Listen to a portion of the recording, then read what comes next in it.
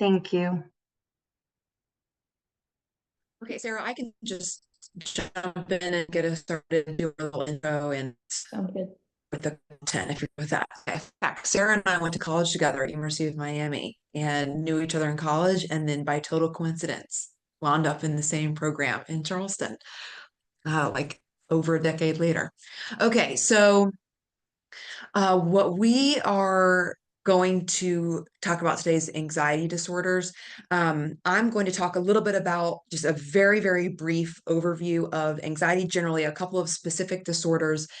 Sarah's going to jump in with some screening information. We're going to then transition to treatment, which Sarah's going to start that with a couple slides on therapy. And then I'm going to wrap up with a medication focused discussion, which I know the majority of people on the call are not prescribers. So um, the actual medication prescribing piece of it might not be applicable, but certainly I'm more focused on concepts of this is how we approach prescribing in pregnancy, and it can come in handy when you are just in a position to give general advice if you've got a patient, or even, to be honest, a family member, friend who is pregnant and doesn't know what to do about their medications.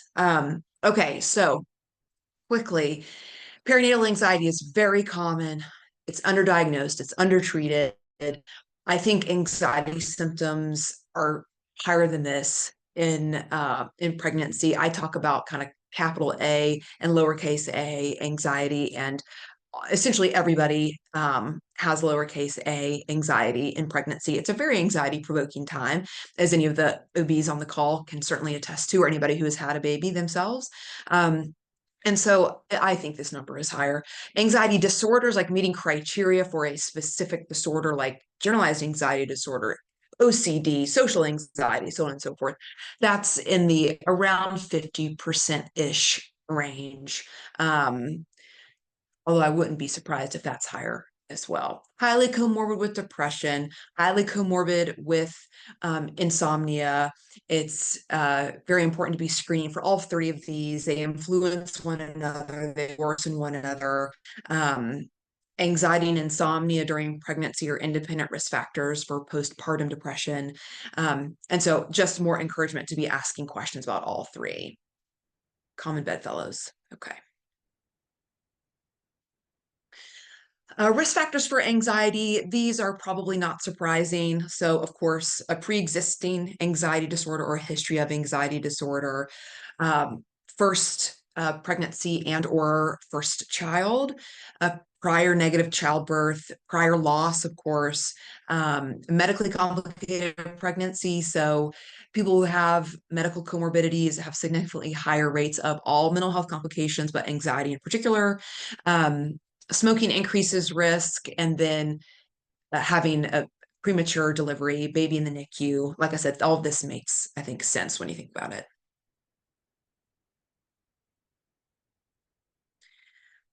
So we will, in a couple slides, I'll talk about like the risk versus risk conversation we have. If you have been attending ECHO for a while, it will be not brand new information for you, but I think it's always good to reiterate. So here we're talking about risks of the exposure of the illness itself. And when we talk about risk of exposure, whether it's of an illness, whether it's of medication, we tend to break it down into maternal risk, obstetric risk, and newborn risk. So here are some of the risks of anxiety in pregnancy. And this means when somebody's symptom burden is at the moderate plus range, this is when some of these can come into play. It's not just anybody who's feeling stressed during pregnancy. It's a specific level of symptoms and severity of illness. So hypertensive disorders, you're at higher risk of this. Preterm labor, we already talked about development of depression, low birth weight, and some possible associations with childhood behavioral, developmental, and their own mental health issues. There's a chat that someone says they can't see the slides. I can see them, and I'm not sharing them. Is anybody else unable to see? I see them. You're good. Okay. So this is the only thing I'm going to mention about these two specific disorders. I'm really more interested in the talk being the evaluation and treatment. GAD is a little more nuanced in the perinatal period. This is the definition for, like, if you look in the DSM criteria for GAD, this over 6 months, more days than not, excessive and controllable worry, so on and so forth. In pregnancy and particularly in the postpartum period, they are unlikely to meet the 6 month criteria, and we will still oftentimes call it GAD because it is so pervasive, so generalized in terms of it just influencing all parts of their day, their night, their life. But it can be highly focused on the baby rather than the generalized word that you might see in the general population. So just a note about GAD. Um, in Epic, there's a code for postpartum anxiety, which I frequently use. It's not a DSM diagnosis, but it's essentially this specific flare of GAD that's in the postpartum period. PTSD, you can be at risk for a flare of symptoms due to a past trauma, particularly sexual trauma, with exams and childbirth, the invasiveness of it all, your body image, things like that. But then you can have a perinatal related new trauma, or perinatal old trauma, meaning a prior traumatic delivery, or a they had a traumatic delivery and now they've developed PTSD symptoms and are coming to see you, and loss, miscarriage, all of those things that we are used to. It's about 8% of women who have PTSD in the pregnancy or postpartum period, but I did want to mention that there's a very high rate of women who report various levels of distress over their delivery experience, oftentimes feeling unheard, neglected even. That's like a quarter or a fifth of women will report that for the fact.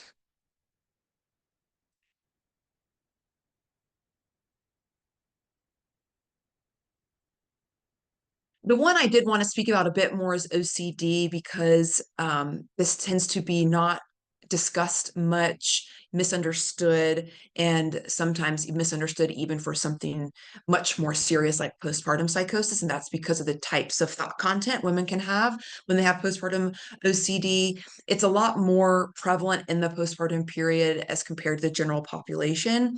You still need to have obsessions and compulsions. Again, OCD is not just, I like things neat and clean, I like to keep my house clean, and I like things in order. You've got the O's, the obsessions, which are these thoughts that are highly intrusive, distressing, and they create an urge for a compulsion, like a behavior of some sort that provides relief, uh, not forever, but a period of relief from the obsession itself. Now, a lot of people know about cleanliness and contamination, germs, symmetry, and that kind of thing. But there's also parts of OCD that involve thoughts of harm coming to themselves or loved ones. If I don't, the reason why they flick the lights 15 times is because that makes them feel like they are keeping their parent from dying, that type of thing. And so in the postpartum period, what this can culminate in is highly intrusive and distressing, upsetting thoughts about not just harm coming to their baby, but them causing harm to their baby. They can have intrusive thoughts of really graphic things.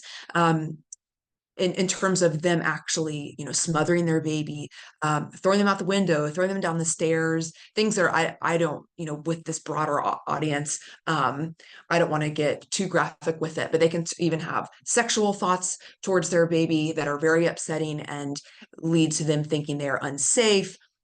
They shouldn't change their diaper. They've turned into a monster. They're going crazy. They think if they tell anybody about it, they'll think it's something they want to act on. They'll put them in the hospital. They'll call DSS, take their children from them, and so on. And so they're very unlikely to share this without being prompted and without a lot of normalization behind it. The difference between the scary thoughts, like we see in postpartum psychosis or other psychotic illnesses, are that these are not at all in line with who they are, what they want to do, what their intent is. And the key is that they're very, very distressing and upsetting.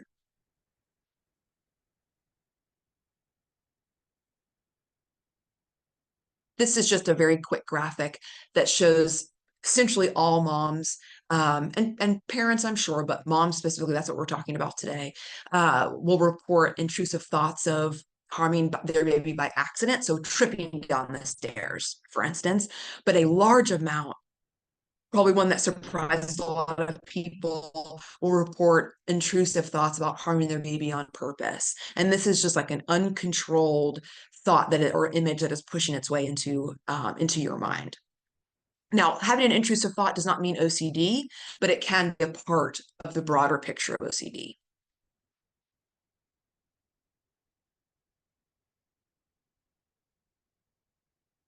This is just to reiterate the fact that they are not at higher risk. This is not someone who needs to be watched 24/7, needs to go to the hospital, nothing like that.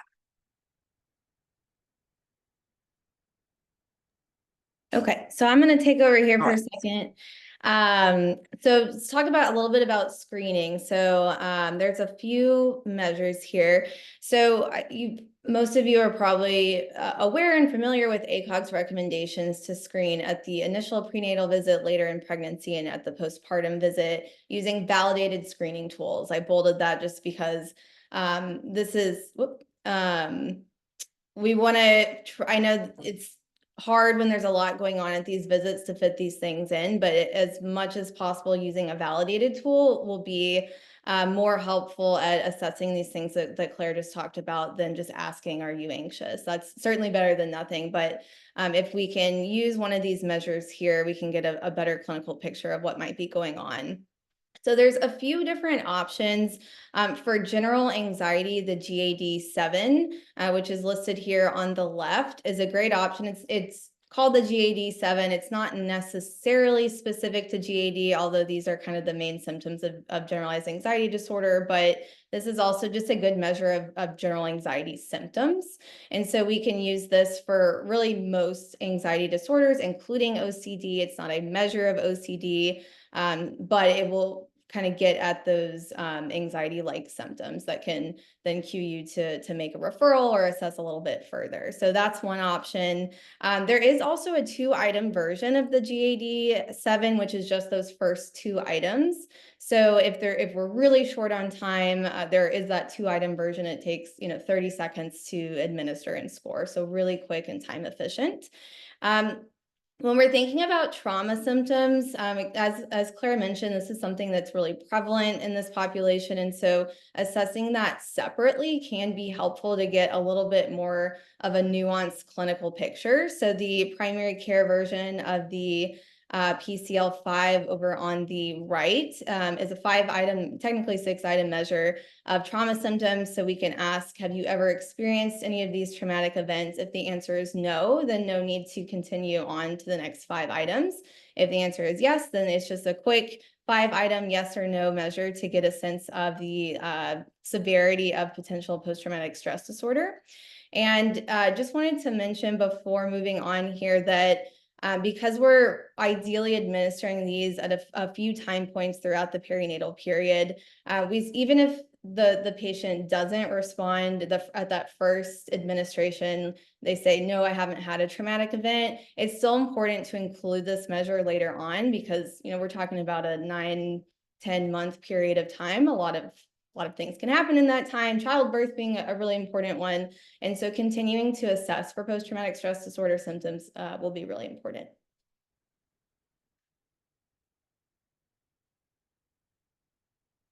And then I just quickly wanted to mention this. I came across this study that I thought was really interesting. They basically looked at a lot of different data longitudinally to see at what point during the peripartum period is going to be kind of the most bang for your buck as far as screening for anxiety disorders.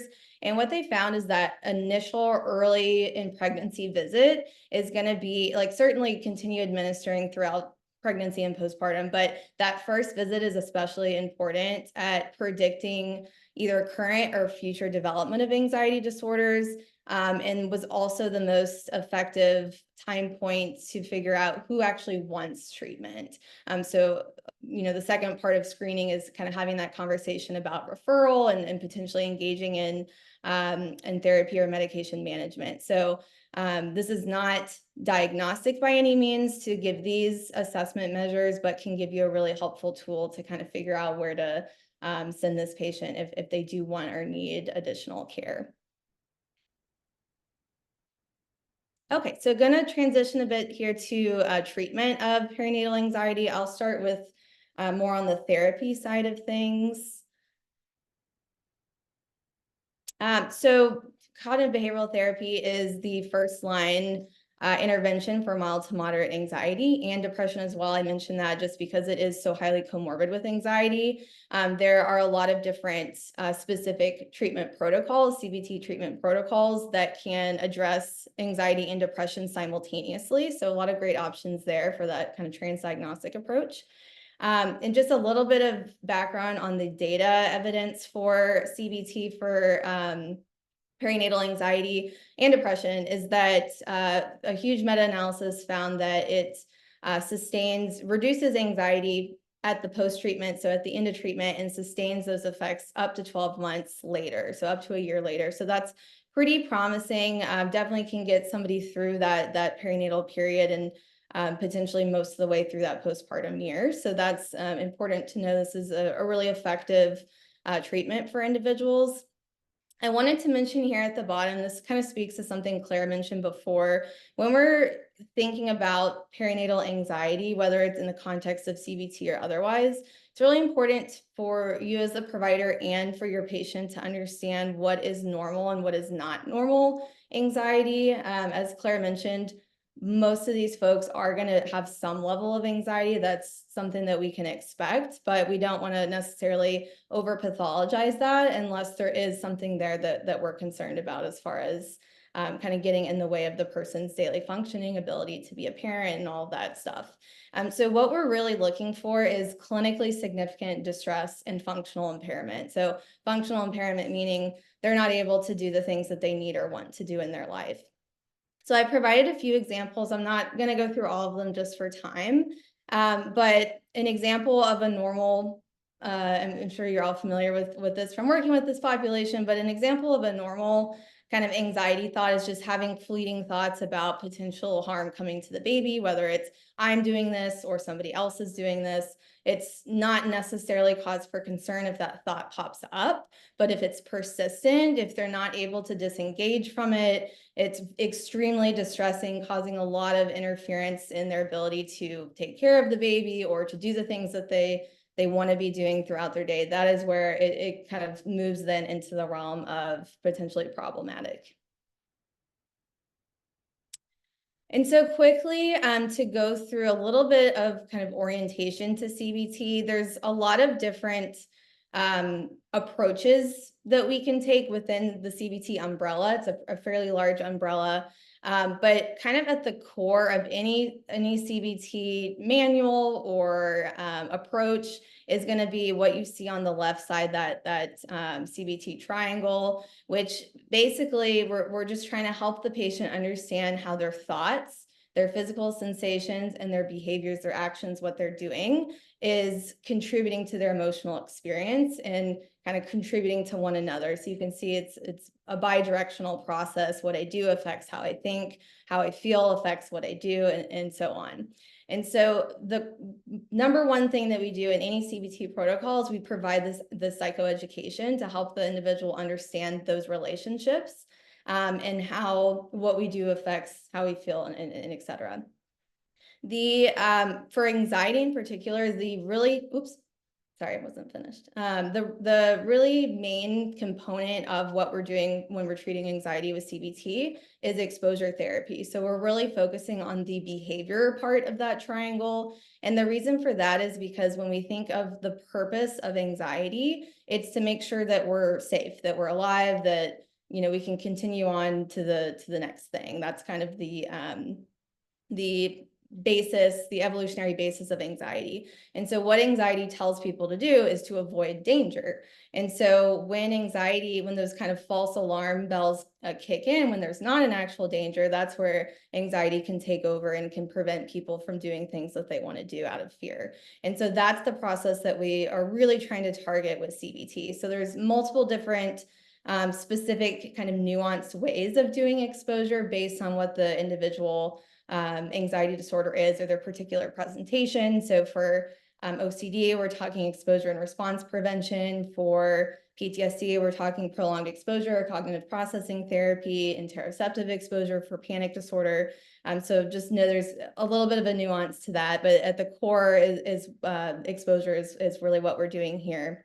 And there's a few other pieces. I don't want to take up too much more time, but there's other kind of approaches we can tack on depending on what other kind of comorbidities the individual might have.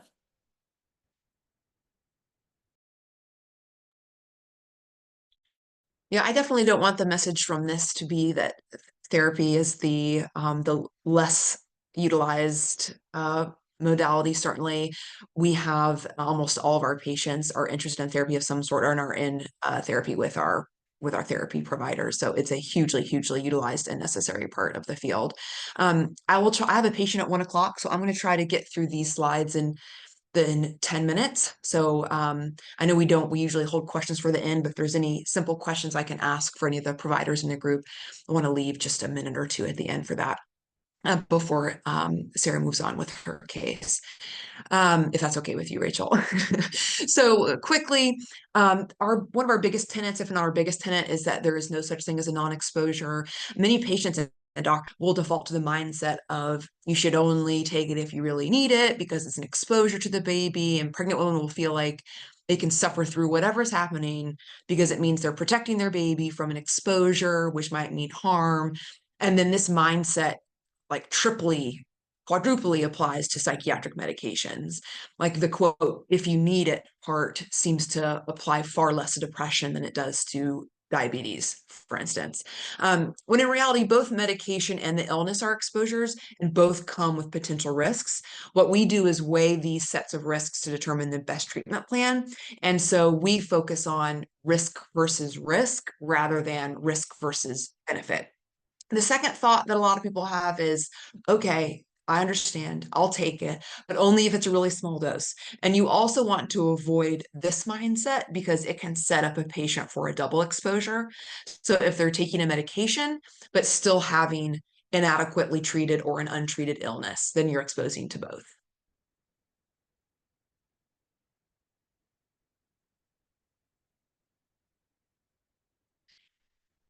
All right, clinical considerations.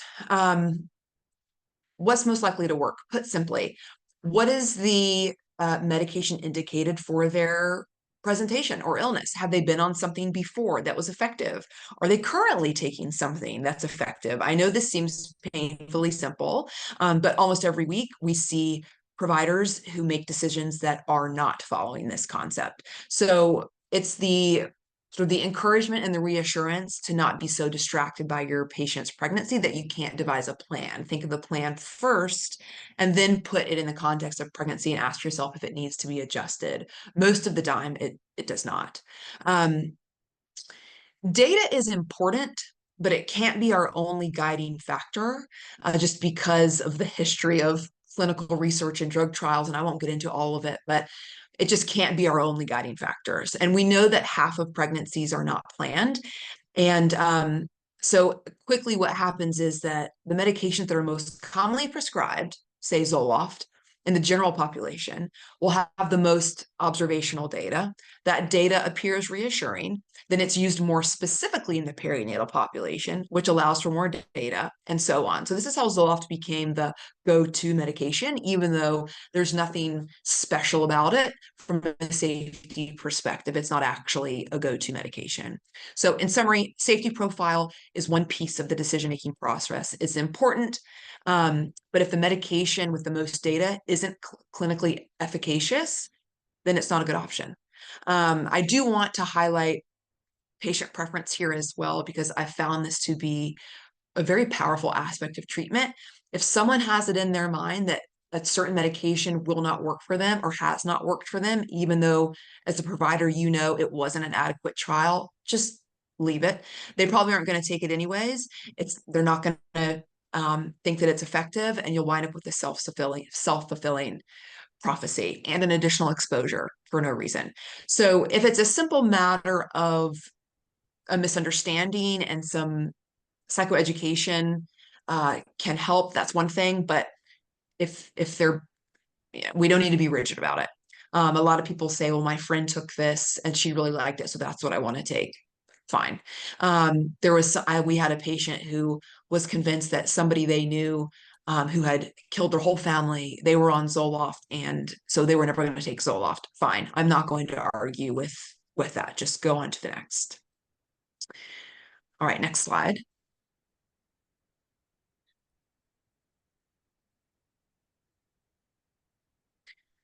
Okay, non-pharmacologic. This is therapy, like what Dr. Witcraft is talking about. Behavioral strategies, exercise, yoga, acupuncture.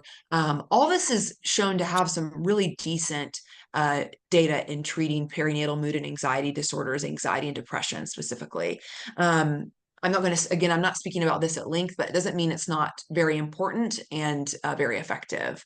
Lowest effective dose. Both of these words are important.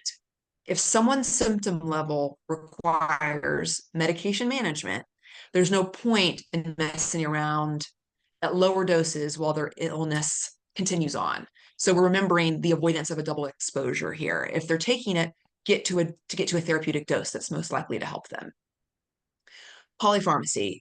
Sometimes this is unavoidable, but we try to do what we can to decrease exposures where possible. I've certainly seen some really I'm trying not to use the word crazy. I don't like to use that word, but some really like wacky, wild medication regimens that people who are either early pregnant or want to get pregnant are taking. And we just pick and choose what's the priority, where can we possibly consolidate? Are they on redundant medications that would both treat one thing? Are there medications that are on very high doses? Talk to them about what do you think has been most helpful? Or any of these, you're not sure if they've been helpful or not, or like a dose was increased and didn't actually do anything. Like this is a lot of conversation with the patient. This is not you being able to just magically make these decisions. So that's a good segue to all of these points are meant to be discussed in collaboration with the patient. We do not gatekeep information. We provide the most up-to-date data and information that we have. We can give our recommendations, but it's a lot of gray, and that's okay. And you have a conversation together and decide risk versus risk and what the patient feels most comfortable with. And so informed decision making is critical in this field, and we feel very, very strongly about that. And then you document a whole bunch. The last thing I'll say on this is frequently I get asked if they should continue the current regimen or change it. And I already briefly touched on this earlier, but the answer is almost always to continue. If someone with depression is on a medication that may not have as much data as, say, an SSRI, commonly this might be Wellbutrin, for instance, but it's provided them stability, remission of symptoms, I wouldn't dream of ever changing it. But a lot of psychiatrists do this. PCPs, OBGYNs, we're all guilty of it. What we are doing is increasing the chance for not only decompensation of their symptoms, but additional exposure. So they were on a medication, we changed it to something else, exposure number 2, they decompensated, exposure number 3, now we're putting them back on what they were already on in the first place. I don't need to beat the dead horse. But it's a lot more simplistic than I think it's just intimidating for people.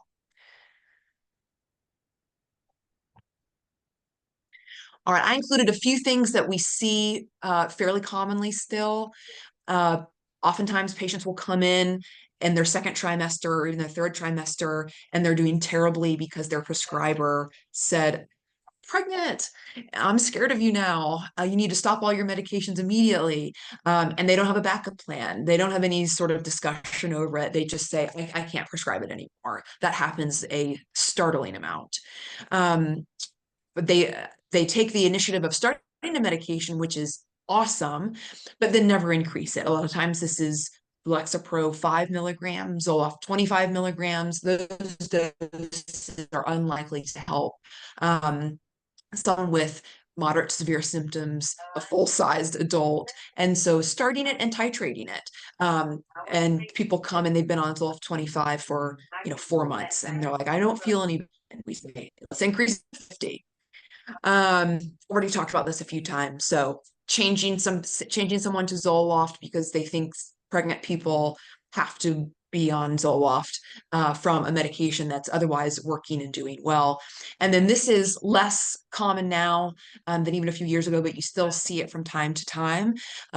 We still have providers that advise patients to stop their SSRI in the third trimester, which is not current recommendations or guidelines or evidence-based. And that is all that I have.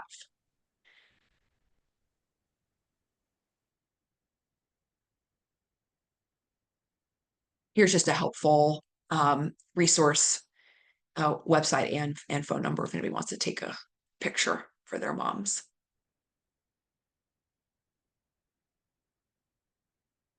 I think many of you probably know these or have seen these before, but here's a list of common resources that we use both for patients and for providers.